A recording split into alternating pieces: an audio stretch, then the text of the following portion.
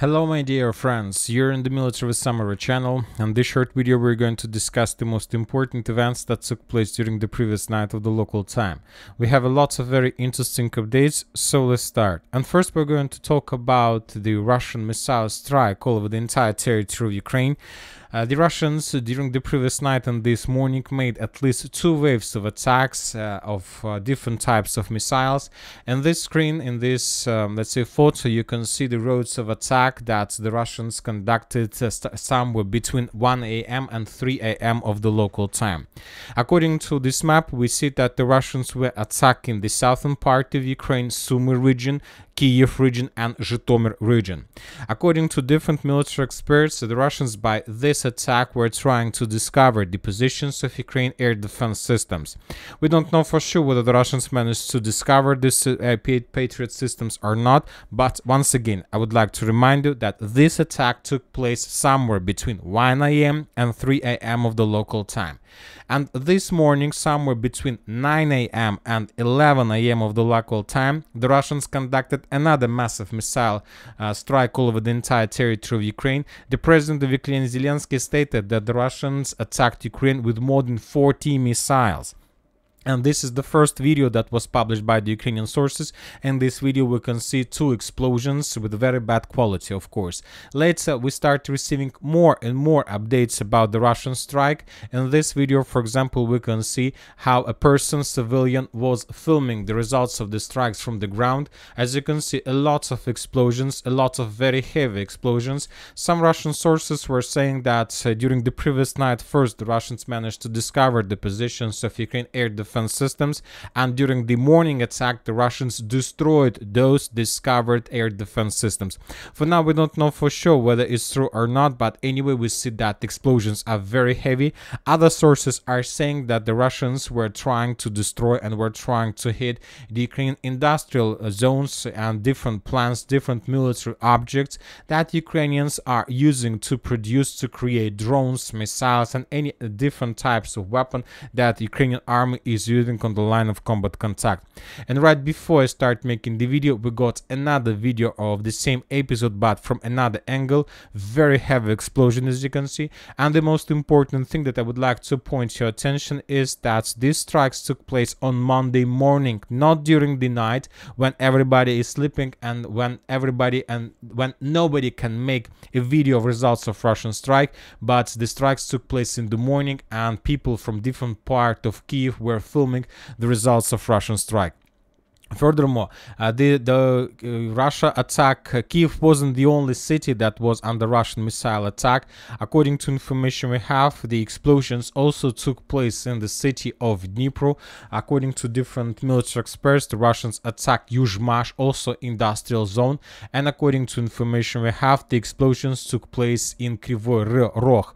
According to information we have, there are casualties among civilians and probably among the military personnel. So this is the situation about the Russian missile strikes that took place from 1 a.m. till 11 a.m. of the local time. Probably during the day we're going to receive more and more details about this situation. Now let's move to the line of combat contact, and we are going to start with Kharkiv direction. Today we got more details about the situation that took place in the villages, in the area between the villages of Sotnichki, Kazachok, Adnarobovka, Pirovskaya and many other villages along the border. Today the Ukrainian sources published the information about the losses between their special forces, and they noted that some squad, some group of special forces was destroyed somewhere along the border in the vicinity of the village by the name of Adnarobovka. If you remember, a few days ago some Russian sources reported that as a result of entering the territory of Ukraine with sabotage groups, the Russians captured villages of Slotnichki, Kazachok and Adnarobovka. Later the Ukrainians reported that that information was, let's say, fake, but now we start receiving updates about the losses that Ukrainians had during the battle for this territory. Now let's move to Gluboka. The Ukrainians continue attempts to counterattack the Russian positions inside of the village with the purpose to force the Russians to fall back. During the previous days, the Russians were trying to send additional reinforcements and reserves inside of Gluboka with the purpose to stabilize the situation. In this video, for example, we can see another Russian convoy convoy with at least 1 or 2 tanks and some personnel carriers that were under very heavy fire from the Ukrainian artillery systems. Currently, we don't know for sure whether the Russians managed to reach the Gluboka itself or not, but anything we can summarizing everything, we can make a conclusion that the main supply roads of armored forces of Russian Federation that are heading towards Gluboka are under complete Ukrainian FPV and artillery control. The situation for the Russians in this area is very difficult. Now let's move further in direction of Vovchansk. Today we got reports that Ukrainians made first attempts to counterattack and to attack the Russian positions on the line between Staritsa and Burgovatka. So they were trying to attack this way, and according to Group of Forces North, the main purpose of these Ukrainian attacks was to cut the Russian foothold on the Ukrainian side of Seversky Donbass River and to create a cauldron for the Russians who are currently located in the vicinity of the village by the name of Prilipka. If you remember, during the previous days, the Ukrainians were attacking using these roads of attacks, but those attacks were repelled by the Russians, and now the Ukrainians decide to use new tactics, and the main goal of the tactics, to create a cauldron. So we'll see what is going to be next.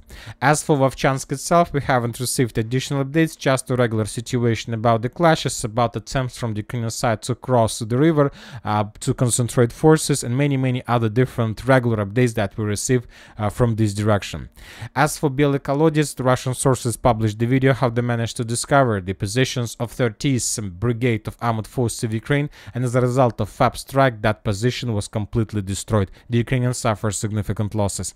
Now let's move to the northern Kupiansk direction. We have additional adjustments on the map. According to pro-Ukrainian mappers, the Russians managed to improve their positions along the true line between Vilshana and Petropavlovka, and the Russians captured this territory.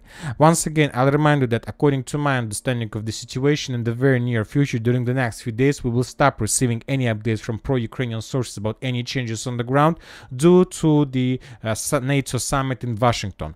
If there are going to be any changes on the map, always they're going to be just in Ukrainian favor. It's my opinion, but maybe I'm wrong, but I believe that they will try to reduce the media noise, trying to show Ukrainians from favorable position. Now let's move to Pischana, where the Russians are trying to establish complete control over the village. We got a lot of very interesting reports from this territory. Different mappers confirm additional progress of the armed forces of Russian Federation, but for now we still haven't received any reports confirming complete control over this territory.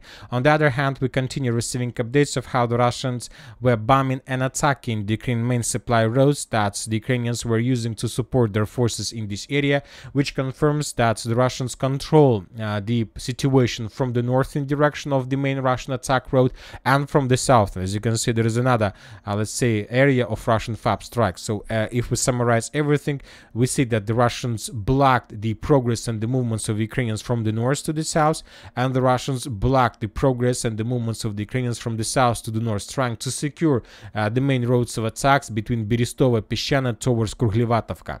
So while the main Russian forces will attack in this direction, the aviation forces try to secure the northern and the southern directions. Now let's move further. We are going to talk about Toretsk, New York agglomeration. We have additional updates from this territory. First of all, we have confirmation from different mappers about Russian control that there is a real progress in the citadel, in the central citadel. Also, the Russian sources published very interesting video. If you remember, the Russians reported that during the previous days they managed to break through the Ukraine defense belt in the vicinity of Pivnichny, Druzhba, and that the Russians conducted another pipeline special operation. And today the Russians published very interesting video material about that operation.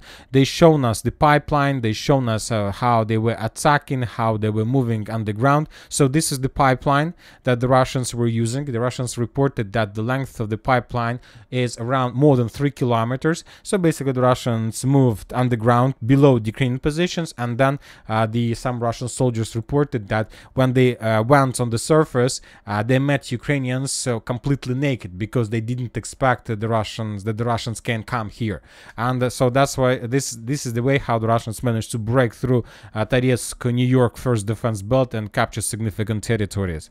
As for the western Avdiivka, today the sources reported that Ukrainians abandoned Yevgenivka completely completely. Some mappers report about additional progress, about semi-encirclement of the village. Other, it's pro-Ukrainian sources, pro-Russian sources reported about complete abandoning of positions inside of the village. So most likely today the Russians will answer, and the Ministry of Defense will provide us additional updates.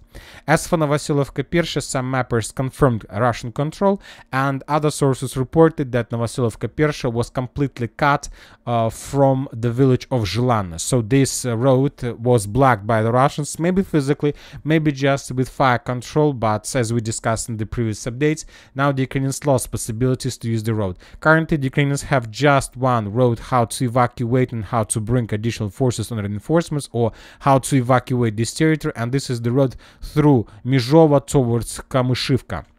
So now this is the priority target for the Russians, at least for the next few days. As for Krasnogorovka, we have additional update from pro-Ukrainian sources that the Russians managed to improve their positions along Centralny Street and to capture the football stadium in the area of Krasnogorovsky Park.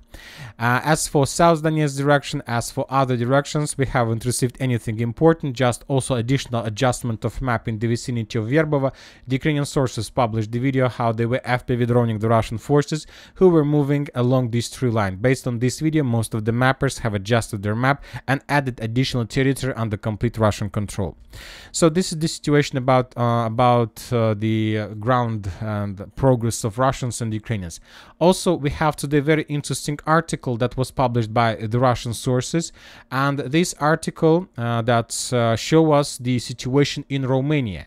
As you know, Romania currently is the main logistic hub for the NATO countries that Ukrainians and Western countries, the United States of America, are using for the deployment of forces, cargo, electricity, supply goods to the territory of Western Ukraine. And the Russian sources published a lot of episodes of guerrilla warfare that the Russian pro-Russian soldiers, pro-Russian forces are conducting on the territory of the northern Romania. The Russians reported that during the previous days they managed to destroy a few ammo depots. The Russians guerrilla forces managed to destroy a significant number of ammo depots, trains, trucks, different military equipment.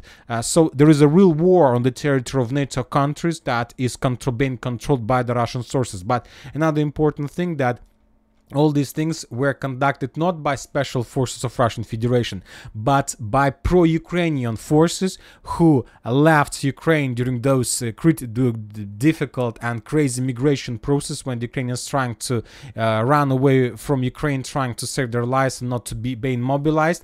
They entered the territory of Romania, and now we see the results of their activity. And as you can see, the main activity and the main events took place along the railways that goes in the vicinity of the city by the name of Raduti. So probably one of the main, let's say, supply roads that Ukrainians and NATO countries are using to support forces.